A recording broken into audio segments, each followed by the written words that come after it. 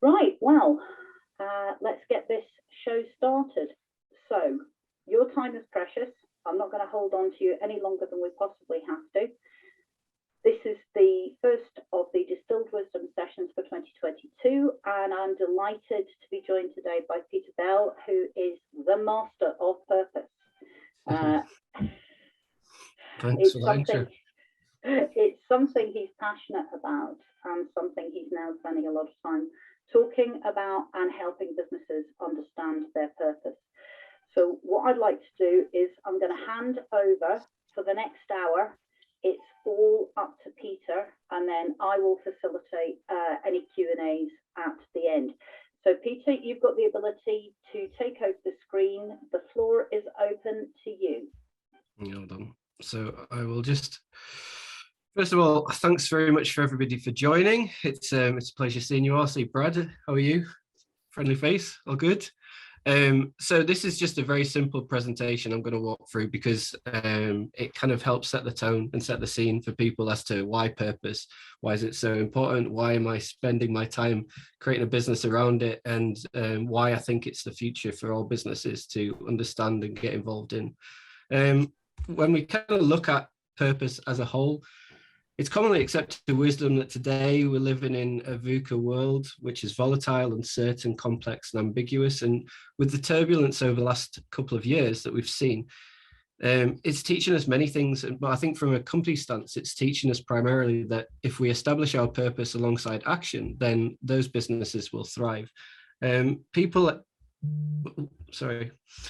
as a whole are becoming a lot more focused in respect to their well-beings, their legacies, their knowledge about societal unrest that's taking place, and also their futures, whilst corporations as a whole are at that transition point post-pandemic, whereby they're under pressure to activate their brand's purpose by not just shareholders, but stakeholders in general, and ultimately to better align to society's changing demands and the socio-economic change that's taking place. So many brands are at that turning point whereby they're looking at purpose and thinking, okay, how do we first of all activate our purpose? And some brands are actually wondering what is our purpose, which is an interesting conversation to have, but it's valid because we've got to do more at the end of the day in respect to businesses. And when I talk about doing more, it's not just simply about profit. It's about what impact you're having within society and people's lives as a whole, because we're shifting away from that process of like simple sales and we're shifting more towards engaging with our community and engaging with the people both inside and out of our organizations that really matter. But purpose as a question as a whole, it's not a new thing. It's been around for a long period of time. And one of the things I wanted to highlight here is just some books that are worth reading if you kind of come into the purpose field for the first time. And there's a Simon Sinek one that always gets quoted about Start With Why, but it's a really great book that I encourage everybody to read. And then you've got Man Searching for Purpose, and obviously you've got the founder of Patagonia, Let My People Go Surfing.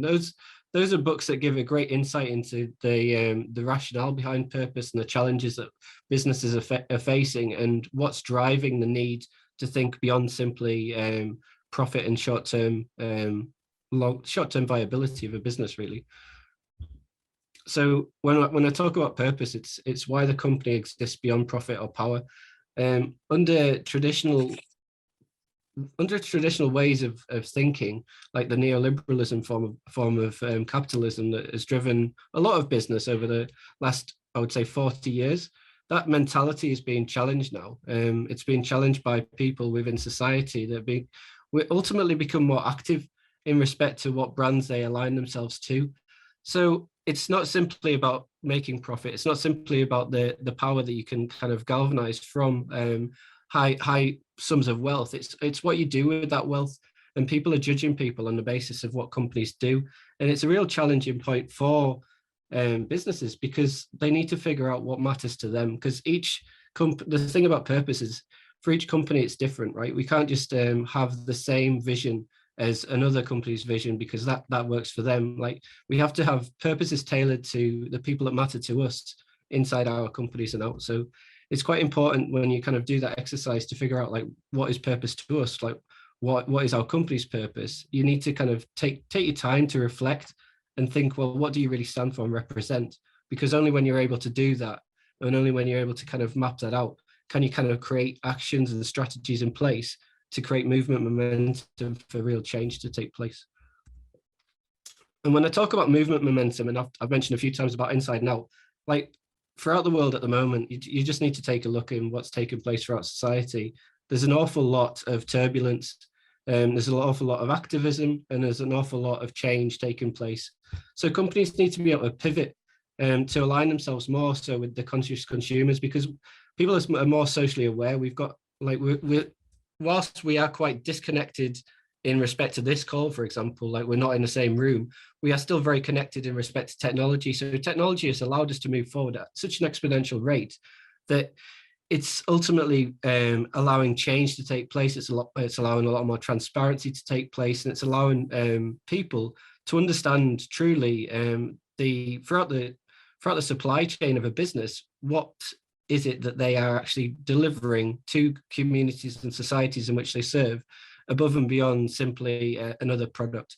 So when you're able to kind of make sure that, you know, people are aware, and I'll go through some examples, that people are aware for the bigger issues that are taking place and the bigger elements that you're wanting to align yourself and be involved in and participate in, then it changes consumers' buying habits. So rather than, you know, me wanting to buy like another t-shirt from a generic brand, I'm more likely to buy from a company that has values and beliefs and behaviors aligned to my own. So this is very important because, you know, that it galvanizes movements and akin to kind of movements that need to take place in organizations inside. Like people need to be able to feel that the management and the leadership of that specific organization have their own have good intentions and are aligned to their own values. Ultimately, they'll end up leaving if they're not. So we've seen recently things like the Great Resignation, where people have just decided, no, this company isn't aligned to what I want to do, and it's not what I stand for, and they leave. So the thing that companies need to understand, and leaders as a whole, is like, we need to be able to articulate better what we stand for. We need to be able to have more regular conversations about what we're trying to do. And we need to make sure that people are aligned to us inside and out of an organization, so we can create movements that really matter to them, which in part also equates the need for the loss of the trust capital that's taken place over the last 2 years or so. Like businesses need to be able to re-galvanize that ability to become that trusted arbiter. And it's quite challenging for a lot of companies at the moment, but there are some great examples. I'll talk about just a few here. Now, it doesn't always have to be political. So you'll see in the top right-hand corner, there's Vote the Arseholes Out. That was a campaign that was done by Patagonia around the end of the Trump administration. Now, what they did in respect to that particular movement, like Patagonia stand for they want to they ultimately stand for the continuation and the betterment of our planet, and they want to make sure that the services and the products and the brands and the products that they deliver to society, that it's ultimately aligned to their vision and values. And when they looked at the Vote the Arseholes Out campaign, they realized that what was taking place in America wasn't aligned to the continuation of their purpose. So they acted on it. They created a specific movement called Vote the Arseholes Out, in which they closed a lot of their stores during during the particular polling days and voting days. They allowed people to come to their head offices to take scans of their IDs, because a lot of the issues where in America you have to have IDs alongside your votes. There was a lot of these things that they wanted to do to make sure that people went out and voted, to make sure that it aligned to what they stood for, and they created real power and movement behind that. So that campaign was quite prominent back in the around about the end of Trump. But if you kind of look to the likes of Lego or Ubisoft in respect to what they're doing for Ukraine, like they're looking at providing something that's above and beyond simply a generic service. It's how can we actually help and create a human-centered approach to humanitarianism? How can we support our people, both people that work within us, within our companies from Ukraine, and also wider afield in respect to the response to the refugee crisis that's taken place. You've also got to look at a great example that I really liked was REI, their opt outside movement. So REI decided quite dramatically in respect to their competitors that they were just going to stand back and not be participating in Black Friday. So they encouraged people to, as it says here, they created a movement about opt outside. They basically told their employees they're not going to work on Black Friday, go outside, enjoy the outdoors with your family, share how it feels. And ultimately from that, there was a lot of social media action through people that work for REI that shared, actually, this is the first time in my life that I've not had to work Black Friday. It's amazing to be able to spend time with my family. And from that, what was interesting is it galvanized a movement within their community. So within their community, their customer base looked at this and thought, well, actually, I really like what REI are doing for their employees, and that they're kind of going against the grain of Black Friday, which is quite traditional. And they went and voted in respect to their purchasing power. They went and voted in their droves. So they bought more into the brand REI, and you can kind of look at their revenue following this particular opt-outside movement. They had record revenue figures into the region of about 8 billion. So it shows you that, you don't have to do what everybody else is doing. You just have to, A, think about what your purpose is, B, think about how you can act upon that purpose and communicate that to your audience, and crucially, C, like galvanize movements both inside and out of your organization for positive change to occur. And that's the crucial part, because a lot of people look at purpose in a holistic sense and see it as a potential new revenue stream. But that's a total wrong attitude to take. Like, purpose is the very core of what you exist, why you're trying to achieve something. It's the very heart and soul of your organization. So like, this is why I like to close with this point, because you cannot reverse into mission and values through marketing. Your organization, the ones that are struggling, are the ones that are thinking about marketing first. So the role of marketing and also sales is to authentically evaluate and elevate your purpose and mission, but it's not. Purpose is ultimately there to engage with your communities and the people that you serve. So the purpose needs to be the business. And one of the challenges, I think, from purpose is when people are trying, especially the industries that I'm working with, when they're trying to articulate their purpose, it's almost like another layer of exercise that they're looking at. So they're thinking of, like our COVID strategy or our CSR strategy or our marketing strategy. It's none of that. It's overarching. It's all encompassing. Your purpose is the very essence of why you exist. And I think it's interesting because there's so many businesses at the moment that are looking at this and thinking, well, how do I take this knowledge and put it into my industry and put it into my organization? And I think the only thing that I need to say to you here is that purpose isn't a nice to have. It's not it's not like an addition to your business. It's the very core. It's the very central element to why you even exist. So now more so than ever, you need to be taking the opportunity while we're going through this dramatic change to be sitting back and reflecting on what you really stand for and represent, what you want to put into society going forward, and also articulate that to your communities, both inside and out of your organization, because only by doing that can you create real movement momentum for change. Because as the end goes, people don't buy what you do, they buy why you do it. Sorry about that, Peter. That is fabulous. Thank you very much. A whistle-stop tour of purpose, and it's raised loads and loads of questions. So the first thing I'd like to kick off with, and then I'll throw it open to a bit of a roundtable debate, is when you build a business, you talk about how purpose is important and why people buy why you do it and not how you do things and not what you do. When you're working with the business to help them uncover their sense of purpose, what are the steps that you go through? Sorry, frozen. When you're working with a business? What are the steps that you go through to help them uncover their sense of purpose? Yeah. So it's very simple, really. Like, it's a process of education, right? So the thing that I start and I like to do is I like to align it to very simple exercises. So the first thing that you do, the first engagement is about an exercise that I call ABCs. So what are your achievements, what are your barriers, and what are your challenges? That in itself allows me to sit back and work with you from a holistic stance as to what you're trying to achieve, what you're proud of, and what's potentially holding you back from the change that you're trying to implement.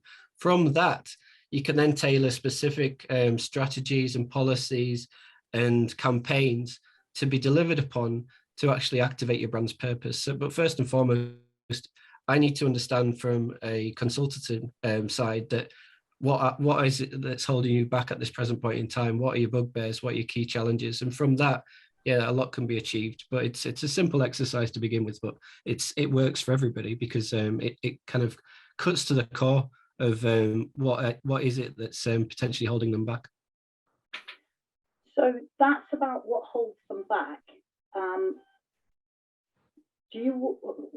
What work do organisations need to do on values and behaviours that fit with purpose?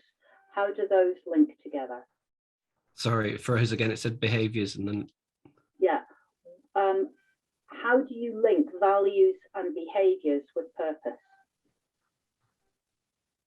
Yeah, so values and like at the end of the day, I like to strip away what a company's current values are to challenge them, to make them think that actually, is this the right value for us at this present point of time? Because values can change and values should change. They shouldn't be stuck on a wall. They should be ingrained into every single one of your employees as to why they're even working from you, and also your community externally should know this. So, it's an exercise as to just working through them. Like a lot of companies at the moment, they have like say between 5 to 10 values and that they want to achieve, that they believe they are aligned to. And you'll be surprised in when you actually go through this ABC exercise that I do, like when you sit with an exec board, like how many people don't even know what their values are at that present point in time, which brings a question as to, do they even serve the purpose to be there currently? And like, is it not a moment of time to actually change and challenge them? So we often do change and challenge them. And where we don't, we at least make people aware through a process of re-education of what values are important to them and why. Okay. No, brilliant, Brad. I was going to open this up to questions. So you got in there first. So off you go. When I look at this conversation, there seems to be like two sides of why I sit. So if you have a company that's a service company, it's one thing. If you're a company that has a brand and a product, okay,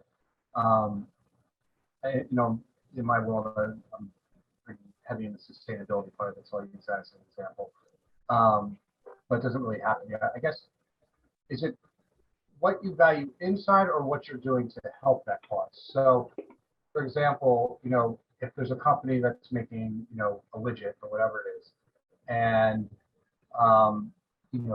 the company is to support a cause or a movement or something like that. Is it a financial thing in terms of taking a portion of your revenue and donating it to that cause, or is it are you talking something about a little bit more esoteric in terms of people's values or things like that? Because in my world, I see a lot of cause-driven things.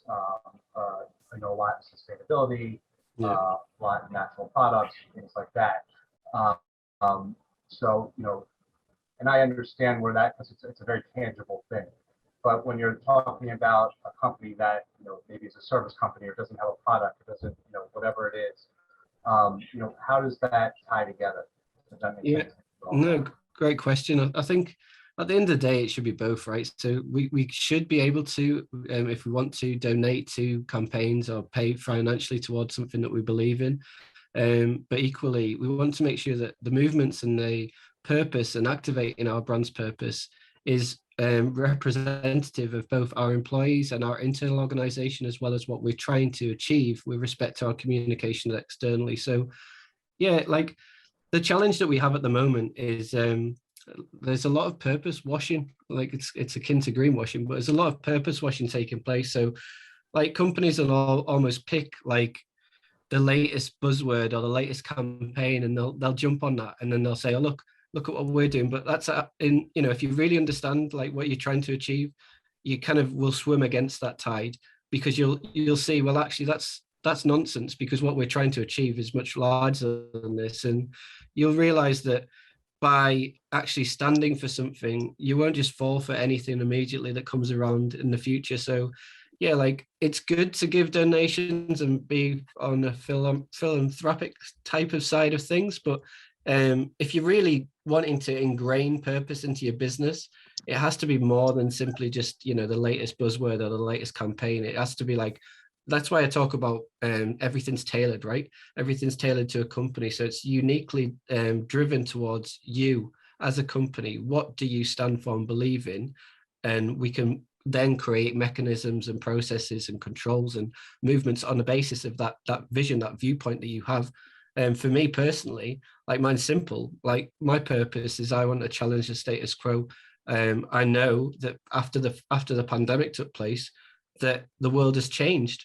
So I also know, having a 2-year-old son downstairs, that the issues that we have ahead of us, such as climate change and the world's most pressing problems, I know that these can be solved by working together in a collaborative. But I also know that at this point in time, in this evolution towards a purpose economy, that it's an educational piece. It's a slowly but steady building movement momentum, not only with your organization, but your partners, and collaborating, because only when we work together as businesses in a collaborative format, then, you know, that we can create true impact, because I can change you can change your subsequent audience base, they can change their other audience base. But crucially, it's not about just changing, it's knowing why we should change. And to pivot back to Purpose Made, like the issues that are ahead of us in respect to climate change and the most pressing issues that we have, you know, even like nuclear proliferation, then we can only really address those by wanting to address those and aiming for the larger issues and aiming to solve the larger issues. And that's why, like, and when you chat to people about finding their purpose and understanding purpose, we always talk about the longer term goals rather than the short term profitability, because it's about ultimately, if you want to create longevity in your business, if you want to create trust, if you want to create engagement, you have to be able to like represent the change, socioeconomic changes that's taking place in society right now. Right. So then, like again, climate change, for example you use, that's a fairly tangible object. Yeah. You know, what are some of other, you know, mission-based themes that you see out there? You know, Yeah. and you know the climate change. There's like tangible things you can do to kind of help as a company to kind of help that cause. I'm curious as to, you know, what other stuff you've seen out there. I mean, those are the ones, you know, the sustainability, the climate change. Yeah. No, for sure, that's another great question. I think one of the best examples, and I had them on recently on my podcast, is the Patriotic Millionaires. So they're a group of millionaires and billionaires in America that are trying to change the tax system in the States to basically allow for more sustainability of wealth and more even distribution of wealth and to kind of reduce the inequalities that we're seeing throughout the world at the moment.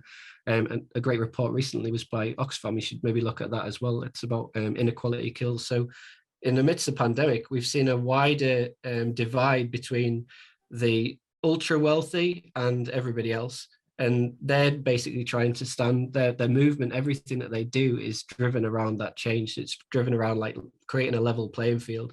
That's a great example. And I think, you know, there's many like this. I was speaking to Nominet on my podcast, and they have they're like a .uk infrastructure business that ultimately are trying to make the internet safer for people. So they have a lot of movements and a lot of campaigns driven around the safety of the internet and the support mechanism for both younger and older generations using the internet to make it kind of a safer space for all. So there's a lot of great examples out there. But again, like one of the things that's probably representative of the examples I'm giving it's tailored, always tailored to the specific company. So when they strip it back, like what is it they're trying to achieve and why, then you can create subsequent works off a basis of that.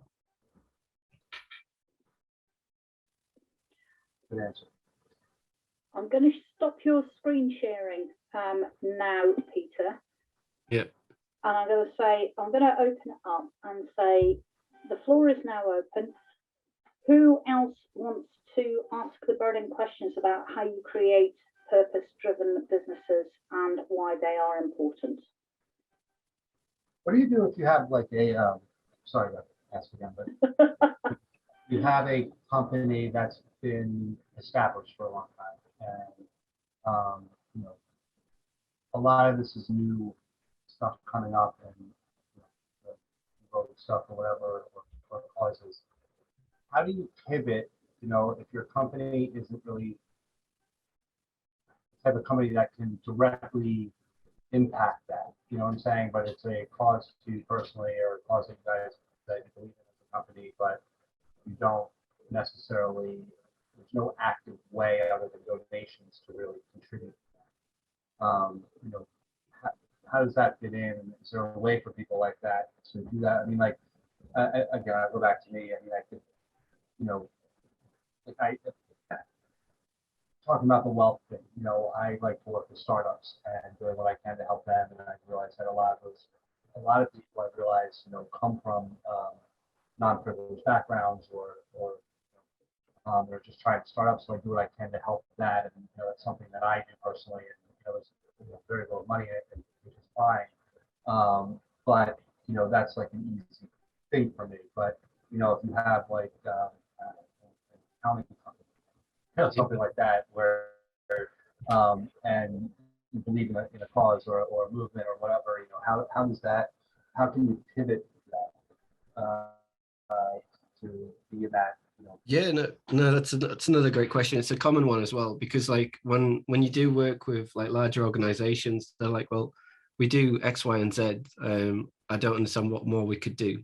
And that challenge about what more we could do is a simple one, because the way that I articulate it to them is, okay, what more you could do is kind of the understanding of the change that's taking place externally, and also the fact that people are a lot more like active in respect to what they stand for and believe in. So when they work for a company, and I'm talking about like, say, like millennials, or, you know, like people like my age, I'm like 39 or whatever, as we kind of go into middle and senior management roles and above, we set the tone, right? We change companies, we change behaviors, we change visions, we change values, to make them more representative of the society in which we serve.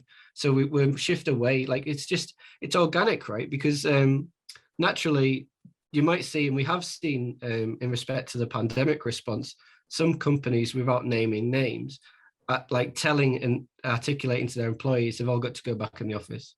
Like that hasn't worked. So they've had to shift back quite quickly to a hybrid workforce, because from a negative side, it massively demoralizes their internal staff base, where some may want to work in the office, some may not, but ultimately that removal of choice, we're shifting away ultimately from a top-down mandate. It's about engagement. We're moving to a point in time whereby we're engaging with people at every level of our organization in respect to the changes that we're trying to implement and why.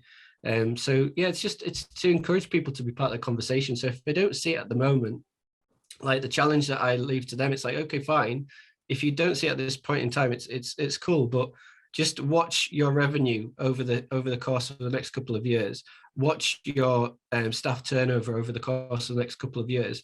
It will change, and sadly, there's a lot of good businesses that will be left behind because of this, because like people don't want to change, or people don't see the purpose of change, and it's sad, because ultimately, like, you want to see business thrive, you want to see people do well. And you know, there's just today alone, I don't know if you know of a company called P&O.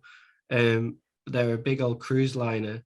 Now, just today alone, one of their management team jumped on a call and said to all of their UK-based staff, you're fired, you're redundant, because they're shifting to a cheaper model whereby they can take people from different countries at a lower rate.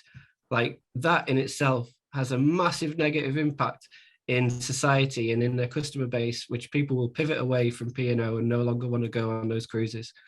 Secondly to that, you've got in the pandemic, you had a lot of companies use it as an opportunity to address some of their issues in respect to their staff.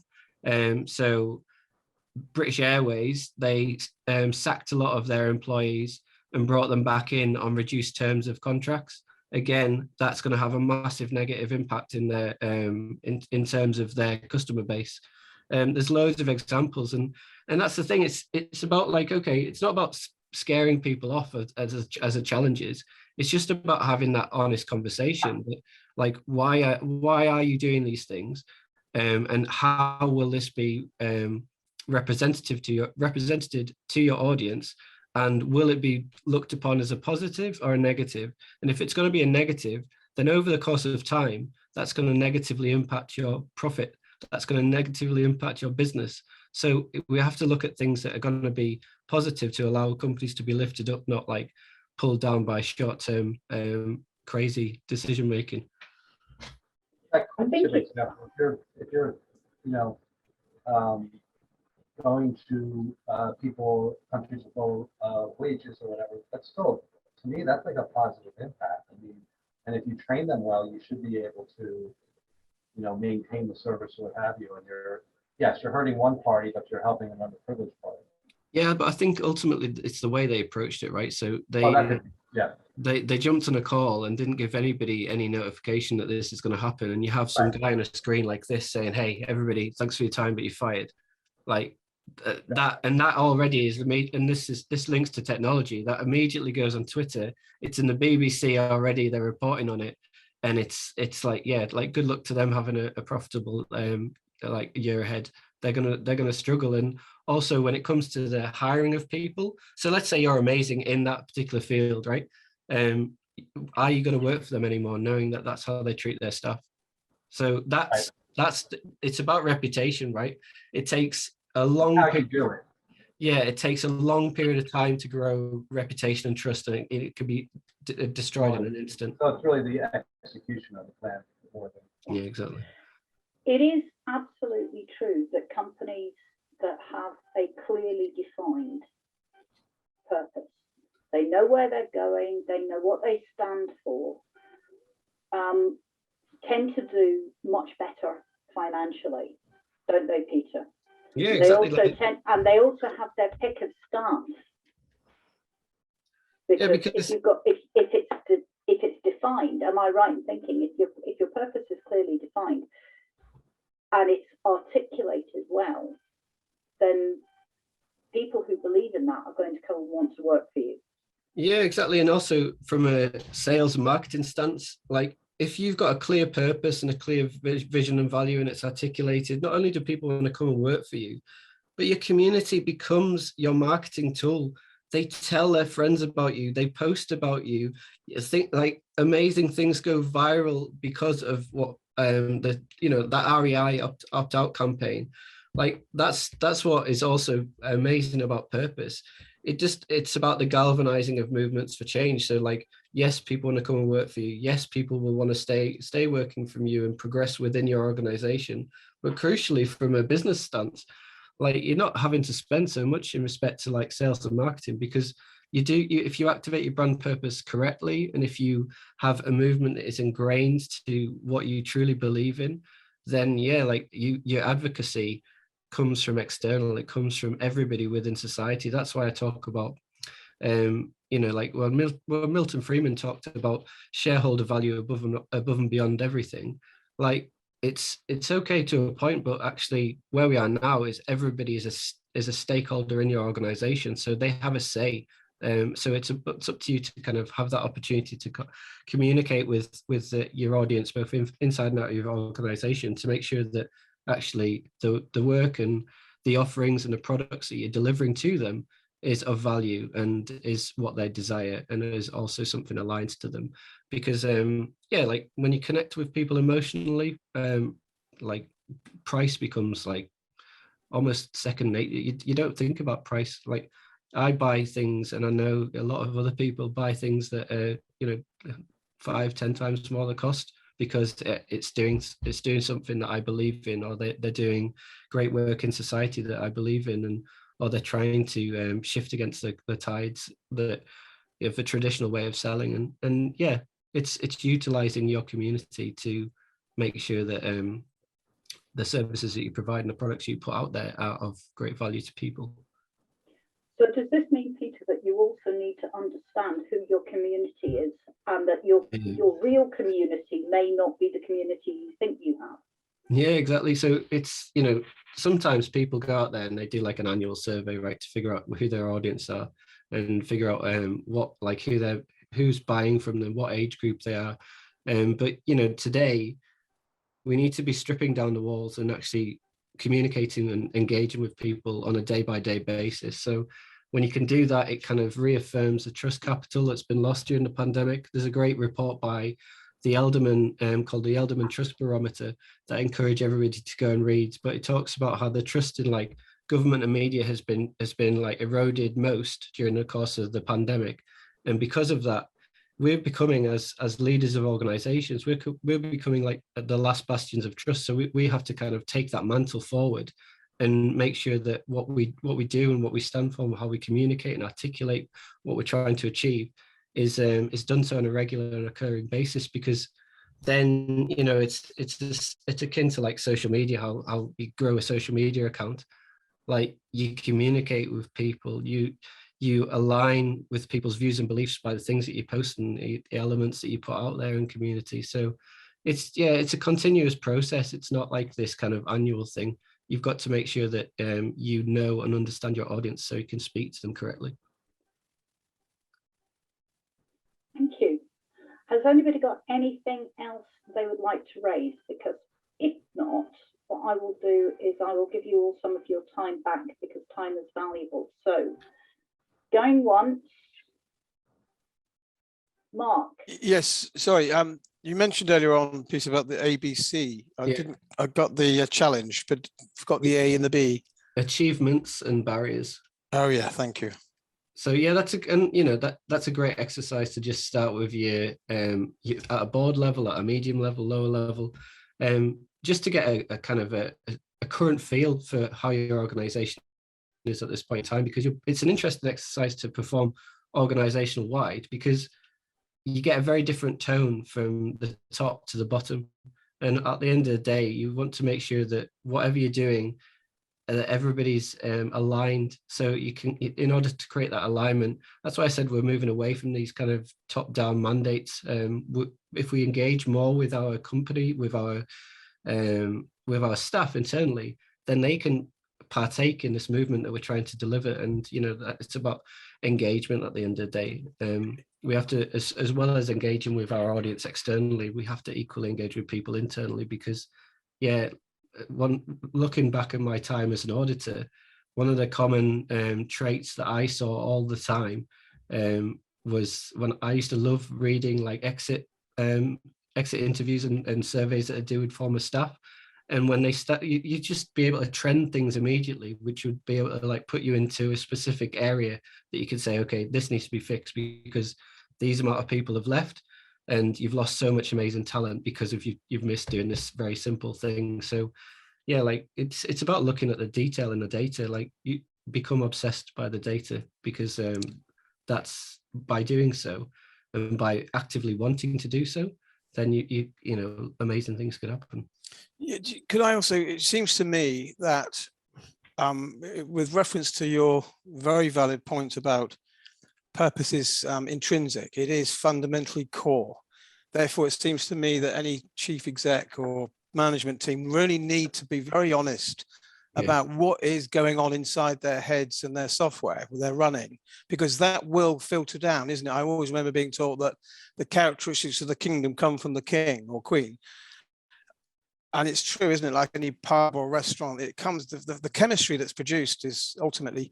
So what I'm saying is juxtaposing that with your, again, reference to purpose washing, because it won't wash, will it? If you're trying to just strap on what sounds good and give you a bit more so-called credibility, but it's not actually truly aligned with what's making your cogs work, there's going to be an incongruity. It just won't flow, and there'll be a sense of that in the organization, I guess. 100%. And you have at the moment, when companies do attempt to like purpose wash, or they kind of say that we're doing X, Y, and Z.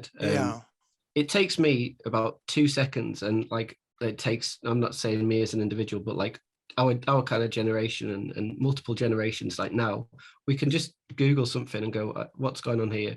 And so their ability, you know, in the past, when we didn't have access to so much information, I could say something to you and it would take you a long period of time to figure out whether I was telling you was the truth. But now I can kind of figure out, okay, that company said they're doing this, but then on the other side they're doing that doesn't align. And, you know, that kind of mismatch is something that we can figure out in very short spaces of time. So yeah, we need to make sure that like CEOs open their mouths, really, because where we are historically, I've just done an episode of the podcast today about executive loneliness. Like, it's a very lonely place at the top in respect to we don't talk when we don't open up, and we almost like scared to be vulnerable. But actually, if you remove those fears, and we start articulating on social media, on any opportunities with our investors or shareholders, or in our communications from an annual report stance that goes out, like what we really believe in and why, then people are more likely to believe what you represent and follow you. And that's what it's about. It's about more the authenticity, which is exactly, which is so compelling, isn't it? There's a resonance. Exactly, because that authenticity is essential, because I mentioned earlier on about why I do my business purpose made, why I've come down this purpose route, in respect to I believe that we can address the world's most pressing problems together, and it can be done by a collaborative movement. And it's a big old task. It's ridiculous, but I'm stupid enough to think I can do it. So this is why I'm trying to do it. And if you look at how. So I know that the narrative needs to change, hence the podcast. We've only just started, but we've got 15,000 subscribers in 52 countries, 500 different cities listening to us. We chat about topics that are representative about what's going on in society at the moment. It resonates with people, it builds a movement. That's one part, because you're educating people about the change narrative. Second to that is you are almost this, like, somebody called me the other day, they were like, you're very honest. You're almost like a trusted, what did they say? Like a trusted friend, a critical friend, they said, that I come into an organization and I just chat. I work out what I think of that organization. I can give input, but it's very honest, it's open. And some may fall on deaf ears, but in the vast majority of cases so far, it's, people in business, you don't get the opportunity as often as I do to think holistically. So while you're like working through the day to day, when I take you back into that ABC exercise where the doors are closed and we're just focused on achievements, barriers and challenges, you have an opportunity for a long time to think holistically. And it's amazing the conversations we get on the back of that, because people say, yeah, I've never thought about it this way because I've never had the time to do so. So, it's just giving people options to like reimagine what a business can do, because we can do a lot more than just profiteering. Yeah, can I just ask one more thing, just if I may bounce something past you, which is what I believe. Yeah. The concept of really, cliches aside, investing in people is the primary goal of what I believe in. Yeah. It's almost like the profit is secondary in a way, but where people, it's almost like there has to be a growth contract. We want to see you grow. We want you to find the training that you want, that you're passionate in, and try and stick to the work that you really enjoy. We're surveyors, by the way, so we're able to do that as opposed to more of a systematic process business. But ultimately, what I'm getting to is, I believe that if you really make people feel heard, cared for, invested in, you get discretionary over and above factor, and it's cumulative and it aggregates, and you get this sum of the parts pros dynamic, if you like, where people sense something different about the team, people enjoy coming into work or working. Again, I'm being a bit nebulous, and I hope you get the spirit of what I'm trying to convey. That's exactly right. But I think that's where that's true profit. That's in terms of people's well-being, sense of verve, vigor, wanting to grow and develop, really. And again, obviously, it hopefully manifests in physical profit, so that we can pay people well and give money to worthy causes or whatever it is. But I think that's what I just, if I may just bounce it off you. No, that's an amazing thing to say, because it's so true, right? Because if we turn around to our employees today and say, I care about you, I care about your development, and I want to hear what you have to say. If you do that, then and give people the opportunity to be open with you, and you create trust in a second. You create buy-in in a second. If you turn around and create these, like, I won't name a company, but this like one vision from a top down. This is we've reformatted our entire business, and this is what it is. This is how it's going to work, and you kind of thrust it upon people. You will get rejection. So what you need to do is actually just turn around, and it's about caring for others, right? It's in this kind of shift that I'm saying from neoliberalism to a purpose economy. We've shifted towards a people-centric peer-to-peer relationship. And by doing so, it's only natural that we really care about people. We care about what they believe in. We care about the impacts on their lives. We care about making sure that their family are looked after. Like, by really caring, you're immediately shifting against the grain already, because a lot of companies, I don't know if they're too scared to show that they care, or I don't know if they're scared by the potential repercussions of what you would say to if you turn around to an employee base and said, like, look, tell me what you think. But that's a challenge that we have at the moment at the exec level. Too many execs are too scared to ask that question, because if you turn around to an organization that's working reasonably well, they're scared to kind of almost like poke the bear. But actually, it's important to do so, because if I'm working in the middle and a lower level of an organization, I'm working at that operational side that is allowing the turnover to be generated. So ultimately, you need to make sure that you do really care, and you do really believe in people, and you are really developing people. Because again, like, we can create short-term profit, and good luck to people doing that. But look at where we are at the moment, right? Look at what's taking place throughout the society at the moment. Look at what's happening in Russia.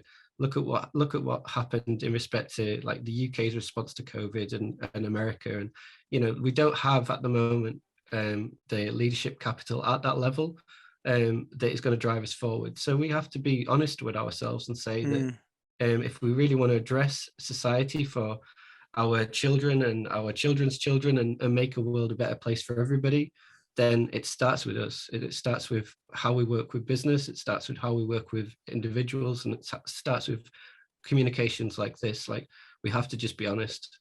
Yeah. And sorry, one final thing. What was the podcast you mentioned, Peter? Yeah, so it's called the Purpose Made podcast. The Purpose Made. And we'll make sure a link goes out. Thank you. There's one thing, when I talk about engagement, just one last thing that I'd like to say. I believe massively in that engagement piece. So talking about caring and talking about engaging with people, like, I know that what's taken place from my perspective in respect to the change that's taken place. However, I'm keen to learn from you and from your peers and from your businesses in respect to what's occurred over the course of the last 2 years. So I've recently partnered up with Northumbria University, and we're going to be doing a purpose-made survey. It's a set of like 18 quick questions to kind of gauge from as many people as possible from all over the world as to what they believe is taking place and what has been the challenges, the repercussions and the events, and what they think about the future. Because only through that can we create like a piece of research that's going to be valid for everybody to understand, actually, these are the key challenges we need to be focusing on right now, and this is why. And so, yeah, like I preach what I what I say really. I follow up with what I say with action, and one of the first pieces of action I'm going to do recently is that kind of survey, because I think it's really important to be articulating that and learning from everybody in respect to what's taken place over the last 2 years. I think it's safe to say that a very wise man said to me, talking about that piece you were talking about, Mark, and Peter, you followed up on, about people needing to know you care. A very wise man said to me, one of the best questions you can ask your staff is, what do you need from me to make your job right? What do you need? What resources do you need? What training do you need? What support do you need? And sometimes that support is not at work. Sometimes it's an understanding of things that are going on at home. Exactly. And I think also from the support stance, this is why like peer-to-peer networks are going to become massive in the next couple of years, because, you know, I'm currently in my attic. Some people are back into offices that are like half filled.